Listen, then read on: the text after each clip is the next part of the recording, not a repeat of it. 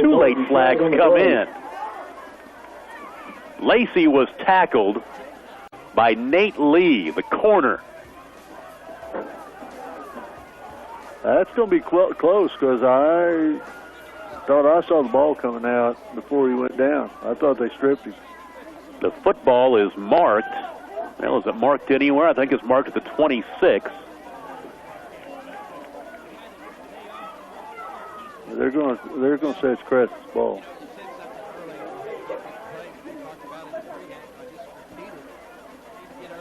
Let's wait for the official. Dead ball personal foul against Cashion.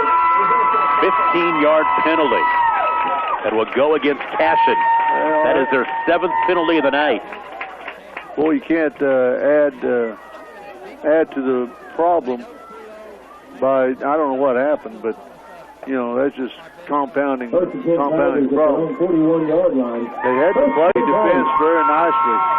A little screen which Crescent tried to run. Look for Crescent to run the quarterback draw again. They're empty. First down and 10, and at the 41-yard line now, the empty backfield, snap back to Walker. Looking. Now flush to his left, spins out of a tackle, flag flies, pass down the middle, caught across midfield at the 45-yard line. There's Lacey, and he'll be taken down at the 44, and now it's getting chippy as a late hit. And flags come in from all directions. Wait till they try to sort this one out. Oh man. Because there's probably a holding initially.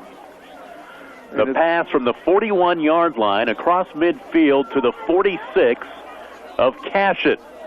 And before I write anything down, I'm going to sort this out. You know, what's probably going to happen, if it's holding, the ball will come back. They'll mark that off. But if this is a personal foul, dead ball, they'll step that off against the other team. And it'll be first down Crescent wherever they rest it. Right, and I'm not sure who they're calling the personal foul on. You know, this is a rivalry. These two towns are about 10 miles apart. How is it a rivalry, though? They don't have a history. Well, I think they do in other sports. They've been playing for a long time. Okay. Not necessarily football, but Cashion Crescent has been a rivalry for a long time. Getting them together in football just increased the intensity a little bit. I understand how it could be, but I mean, when you said rivalry, I was thinking football, long history. We know you're a football coach. There are other sports. Girls softball. There's baseball. Yeah, you're a baseball coach too. Little basketball for me. Yeah. Okay. They're talking to Crescent captain Ty Hayden. Boy, I tell you what, we've had a lot of discussions like this tonight in this one. Hey, Walker, to give him credit, man, he spun out of another tackle, got his shoulder square, and threw a strike. Now, that may come back, but it was still a pretty pass, and he showed me some things tonight besides just running. He's throwing the ball well, too. If the completion stands, it's a 13-yard completion. If that stands, now I don't know what the first flag was for, because I just assumed it was probably holding just because of where it happened. There's a flag lying across the field at the 37-yard line, 4 yards behind the line of scrimmage. And then everybody else's flag ended up at about the 46-yard line. Let's listen. It was a live ball, face mask. I'll be darned. That was declined. We had a dead ball, personal foul, offense, 15 yards, no first down. They call a face mask against just opposite of what I thought it was. and that's declined, and then they're going to call a 15-yard unsportsmanlike penalty that will go against Crescent. They're going to mark it off from the 44-yard line, so it'll be a 15-yard completion. From measure the distance and then reset the chains, first down. So it's a 15-yard penalty, but it's a 15-yard completion. No. Yeah, that's what it's got to be. I'm going to put down a 15-yard completion from Walker to Lacey. Then they mark it back 15 yards on the penalty against Crescent, their second penalty of the night, both of them in the 15-yard variety. brings up first down and 10 back at the 41, which was where we were originally. Now Walker dumps it out near side Cronister, 40, 45, and he'll bolt forward to about the 48-yard line, and a flag comes in late. Here comes the second flag. This thing may last all night. But I'll tell you what, John Pope is getting an earful from his teammate Joe Neese. The gain on the play from the 41 out to the 49. So it's an 8-yard gain for Crescent on first down. After the play, it's a dead ball. Personal foul. It's a personal foul. It goes against Crescent. So I'm going to apologize to John Pope because it wasn't against him. So there is an 8-yard completion from Walker to Cronister. Then a 15-yard penalty moves them back, and it's going to be second down and about 17. So here is second down and 17. Walker, pump fake. Here comes the blitz. Passes across the middle. It's caught at the line of scrimmage by Cronister, and he'll stumble and not gain a whole lot. He was tripped up by Mitchell Yearout. So no gain on that completion. Well, I honestly, on the personal fouls, I'm not sure what they're calling. I guess there's been some late hits, but I didn't. Maybe my eyes aren't fast enough to see them. Neither are mine. Third down and 17 now, back at the 34-yard line. The Walker, flush to his right. Flush to his right, throws it up for grabs. The ball is caught. It's caught for a first down. It is caught by Hayden. What a great catch as Ty Hayden came back to the ball. They needed 17. They just picked up 19. Move the chains, first down. You know, you hear announcers in the NFL or college talk about this. Walker did a great job then of just throwing the ball to an area where his receiver could come back and get it. That was a heck of a play. Preston Walker has completed his last 6 passes in a row. Left side looking for running room is, now that's a carry by Damian Bledsoe. That's Damian, who will pick up a gain of 3 to bring up second down and 7. They're spreading the field again. They're hitting those perimeter passes, which is going to force Crescent to try to widen out a little bit and watch out for Walker down Walker the middle. Wants to throw. Now he's flushed to his left. He tries to get to the edge, and a flag. Walker is tripped up and tackled. He'll get back to the line of scrimmage. The flag came in about the time he was tackled. This one will most likely be another hold, and is going to push Crescent back again. Is this 7th week of the season, correct? This is week 8. Is this week 8? Week 8. I'm guessing that we've seen more holding calls now than we have all season combined. Holding. Offense. 10-yard penalty. Second down. So 10-yard penalty. They're going to mark it off 3 yards behind the line of scrimmage, from 3 yards behind the line of scrimmage, from the 50 back to the 40, which will bring up second down and 23. And I'm not saying that there's not holding going on. I think you should call holding a lot of plays. The officials are trying to keep this game in check right now. It's getting a little chippy. Second down and a bunch. And we'll go back 5 more yards as it looked like somebody jumped on the left side of the offensive line for Crescent. 5-yard penalty. Second down. They were doing a pretty good job before this drive, penalty-wise. Now they have 5 for 60 yards. 8:50 remaining in the third quarter.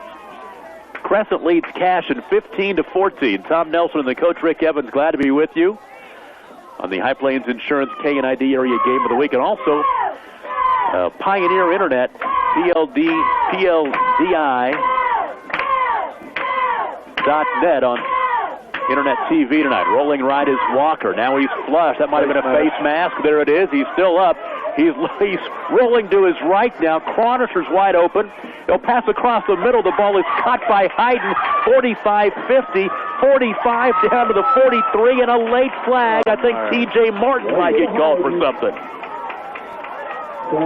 The officials will have to throw away their yellow hankies tonight because of overuse My gosh, they're all out on the field again. Well, definitely there was a face mask. There was the face mask back there. How about the athletic ability that Preston Walker shows right there to stay upright and throw that football? Well, he's done it all night. I mean, man, I thought coming into the game, not knowing anything really about Crescent except for the record, and I saw Walker play last year, but I knew that Cashion was going to have to be able to contain him somehow. And so far, they've done a pretty good job, but really it's the penalties and fumbles that's kept Crescent from moving the ball pretty much every possession. It is a 27-yard pass completion. The football is sitting at the Cashion 43-yard line, and they're talking with Ty Hayden again, the captain for Crescent. If this is dead ball, Tom, they're going to tack on another 15. Here we go. Oh, I'm glad the officials mic'd tonight. Of all the games, we need it. They're talking to Cashion again.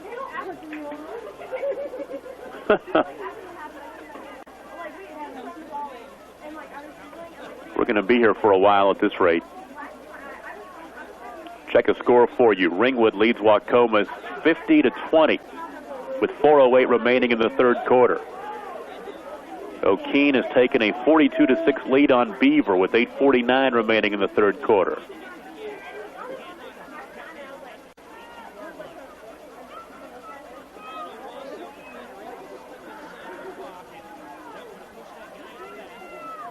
So will they give them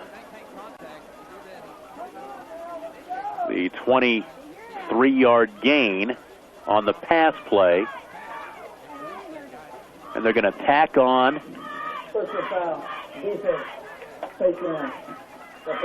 going to tack on 5 more on a 5-yard face mask. So 23-yard completion. Walker to Hayden. 5-yard penalty against Cashion. And now Crescent will have the ball first down and 10 at the Cashion 37-yard line, and the Tigers call timeout. Ooh, we'll take it with them because we need it. 8:32 remaining third quarter, 15-14 Tigers. This is the High Plains Insurance Game of the Week on CTV Sports. So here is third down and 1 after all that. The ball resting for Crescent at the Cashion 38-yard line. This may be the hardest yard for Crescent to make, if you want to know the truth. 4 wide receivers.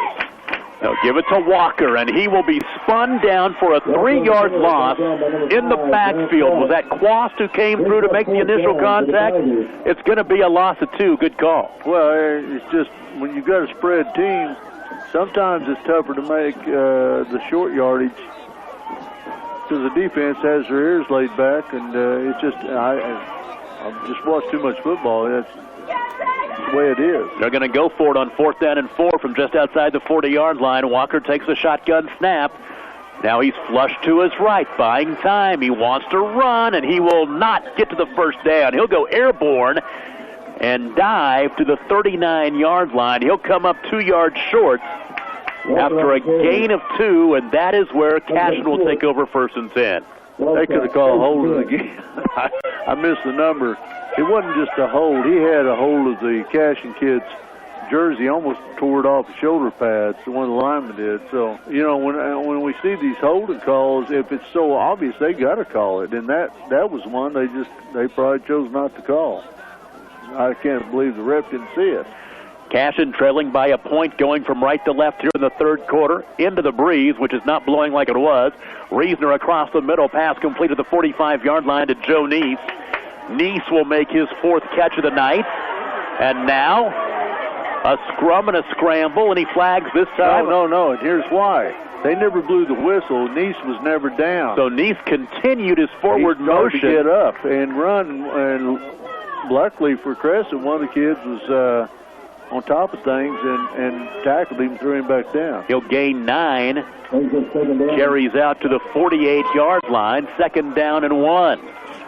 Crescent leading by a point, 15-14. Cashion, 2nd down and 1 at their own 48. There's the give to Quast. 1st down and a flag across the way as Quast gets down to the 45-yard line of Crescent. Flag on the play. We started this third quarter around 9 o'clock. We're at 9:24, and we're less than 5 minutes into the third quarter. Let's see, second down and 1. It wouldn't be so bad if we didn't have a 30-second or 40-second discussion after every penalty.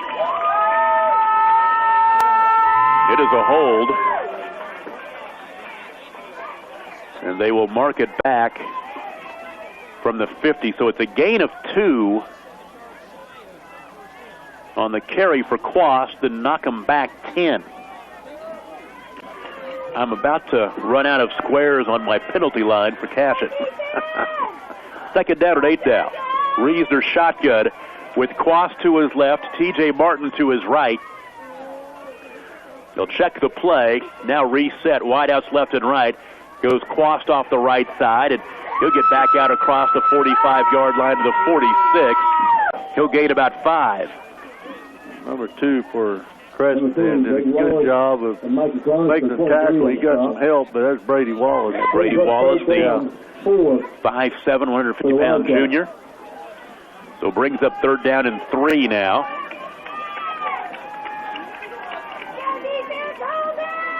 Ball resting at the 46. Shotgun Reesner, hands off T.J. Martin, pushes the pile, and I believe he got the first down. He got right to the midfield stripe. Well, Cashion right now, you know, if I'm, of course, I'm too dang conservative probably, but I'd definitely stay behind my big lineman, and right now I'd run play power football. Ringwood leads Wacomas 57-20 late in the third quarter. We will see Wacomas next week. Rick Evans and I on KNID. Wacomas and Medford. First down and 10 from the 50. Reesner hands off to Martin.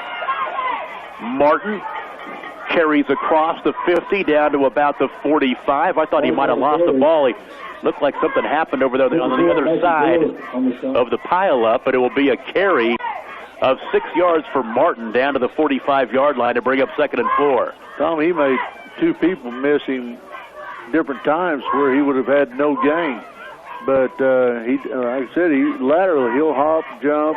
You better go run through T.J. Martin to tackle him. Second down and 4 from the 45 now. Reesner checks off. Now timeout called by Cashion. We'll take a break. 5:19 remaining third quarter. It's still 15-14 Tigers. You're listening to the Area Game of the Week on KNID. Second down and 4 from the 45-yard line after the timeout. There is T.J. Martin with the carry. Bounces to the left side. He's hard to take down. He's finally corralled and tackled. And that was Montana Musil who made the stop. And a gain of 3 brings up third and 1. That's a hard-earned 3 yards. T.J. Martin, 20 carries, 61 yards. They got to get just past the 41-yard line to move the chains. Third down and 1.5. Quast in motion to the right. Reesner to throw. The ball is tipped up in the air and incomplete, almost intercepted. The ball tipped way up in the air by a defensive lineman, and that was Cronister. And I think he's okay. I thought for a second he might have been injured. But I think he's just frustrated. Yeah. He should have had it. Yeah, I think he did have it. When he hit the ground, the ball came out. He didn't get control of it. So now it's fourth down and 1.5 from the 42-yard line. They get to the 40. They definitely have the first down. Pistol formation with T.J. Martin behind Ty Reesner. Reesner hands off to Martin, left side. He will not get there. Martin thought somebody grabbed the face mask. That is not the case, and it was Cronister who made the play right there. Yeah. Loss of 3 on the play. You got 1 yard to go. You don't want to bounce it to the sideline, and you got to know where your down distance is. Now, the officials are talking over here, Tom. Maybe we don't see a flag. Flag on. I'm not too sure. We're going to get I don't know what's going on. Yep. Face mask against Crescent. That's a first down.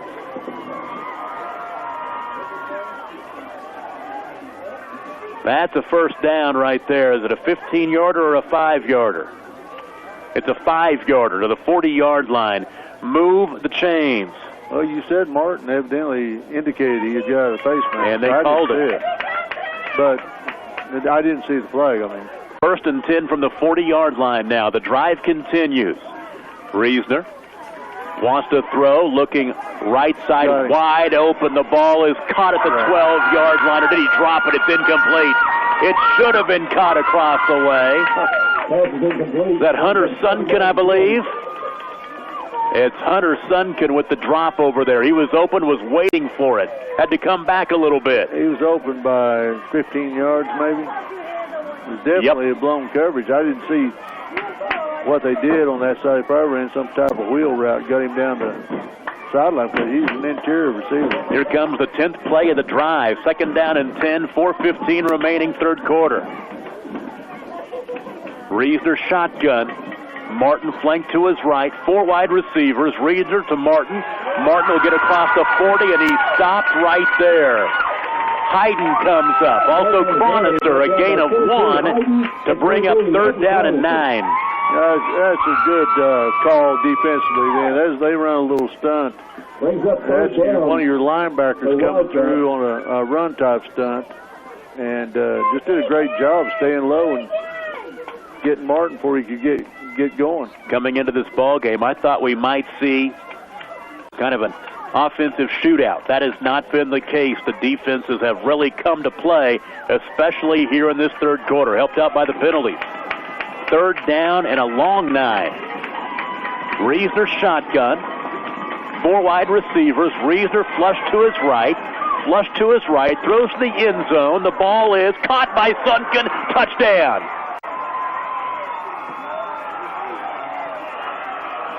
"39-yard touchdown pass." Hunter Sunken, he made the catch that time, and he tiptoed into the end zone. He was tightrope on the sideline. Well, you know he's glad to get another chance after he drops the other one. Listen, gosh, you got to wonder, though, 3rd and long, how do you let the receiver get behind you again like that? Hunter Sunken, his 7th catch of the season, his 1st touchdown reception. And for Ty Reisner, his 3rd touchdown pass of the night, 25 on the season. 20-15 now. 3:19 remaining 3rd quarter. And the lineup to go for 2. Pistol formation with 2 wide receivers to the left side. Reisner rolling to his right. The play action. Back right corner of the end zone. It is caught. The tight end over there that time, I believe it was Jesse Lyon. And that makes it 22-15. Cashion regains the lead. 3:19 left with the 3rd quarter. We'll take a 30-second break and be right back. It is the High Plains Insurance Game of the Week on CTV Sports. 3:19 remaining in the 3rd quarter. Cashion regains the lead at 22-15. As Ty Reisner throws his 3rd touchdown pass of the night to Hunter Sunken, and the 2-point conversion pass to Jesse Lyon. Here's the kick. It's taken by an up man at the 30-yard line. That is Swade Stafford. He'll go down to about the 34. 22-15 the score now. The 7-point lead for Cashion. And Crescent will take over 1st down and 10. They'll mark it right at the 35. Crescent's had 1 possession this half, haven't they, Tom? And that one lasted about, well, not on the clock wise, but about 30 minutes. It was full of penalties, and nothing ever came of it.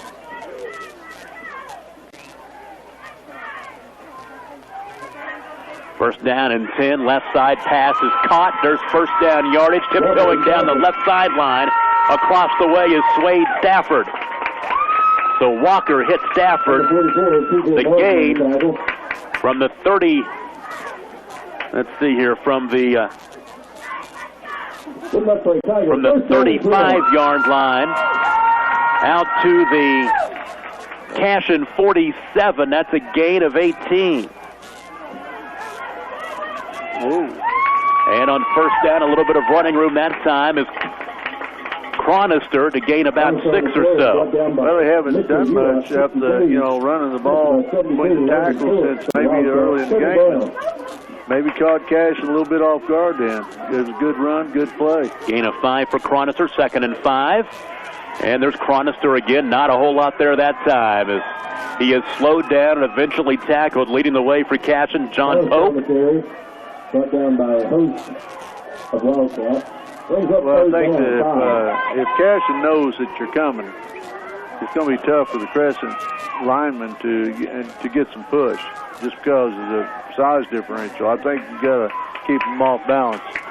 3rd down and 4. Quick hitter right side. It's short armed and incomplete. The pass intended for Tristan Lacey. I don't think he was going anywhere if he makes the catch, but it's incomplete.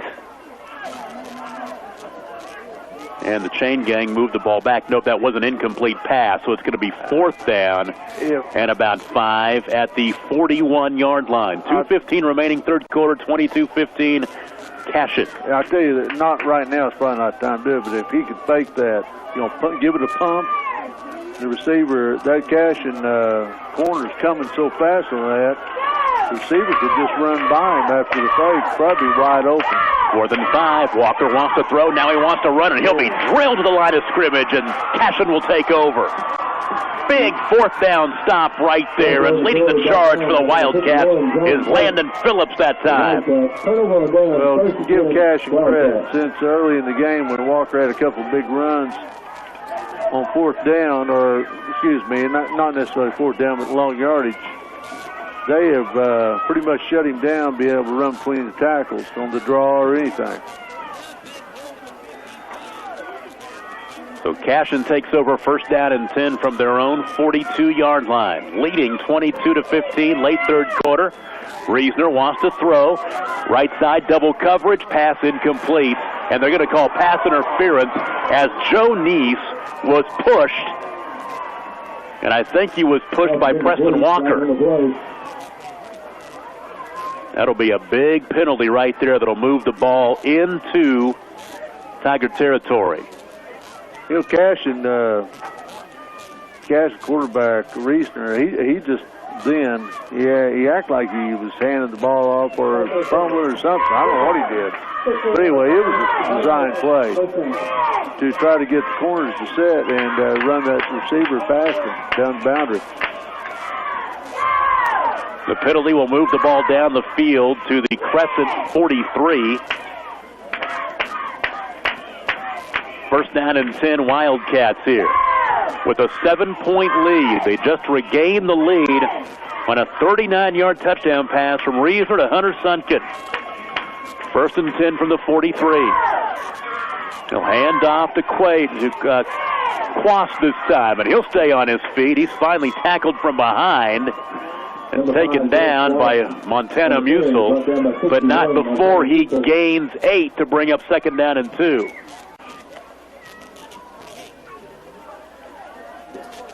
Well, this is such an important drive for both teams right now, because if Cashion can cash this in, they could pretty much, I think, control their destiny in that 4th quarter, because I think Crescent would have trouble. That 2-touchdown lead would be huge right now. 2nd down and 3. They're going to mark the ball at the 36.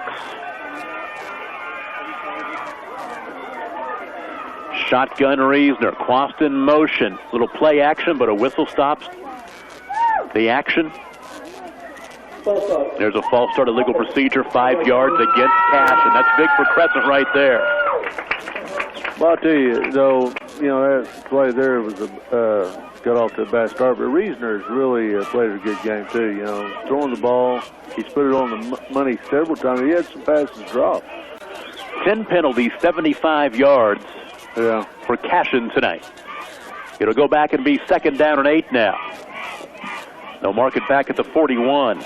Somebody was telling me a game a few weeks ago had 160 yards. Was one of our guys, was that a game where there was 160 yards of penalties? I'm not too sure which one that was. I can't either. I just remember somebody telling me that. 2nd down and 8 now. Quast in motion. Reesner. Quick hitter right side to Quast. Overshoots him, incomplete. That was close to a lateral. Brady Wallace stayed home over there for Crescent. It's incomplete. So now it's 3rd down and 8. Big play in this ball game right here. 3rd down and 8 from the 41-yard line of Crescent. Cashion leading by a touchdown, 22-15.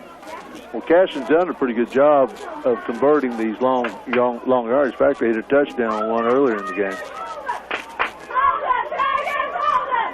3rd down and 8. They ran the wheel route on this earlier. Nate Lee wide to the left side, 2 wide receivers right side. They're going to hand off to Quast, and Quast will spin for a couple of extra yards inside the 40, down to the 38. He'll gain 3, but that's not enough. So Quast, his 14th carry of the ball game. He had 71 yards rushing, but now it's 4th down and 6 at the 38. What do you do here? Well, I'm not. They've been going for it all night. Yeah, I know they go for it. I'm just trying to think what they'll run, but I don't think there's any doubt that you're going to throw it. But Jackford, he'll do things opposite of what you would normally think. 4th and 6, right side. Ball is dropped. 7 yards downfield.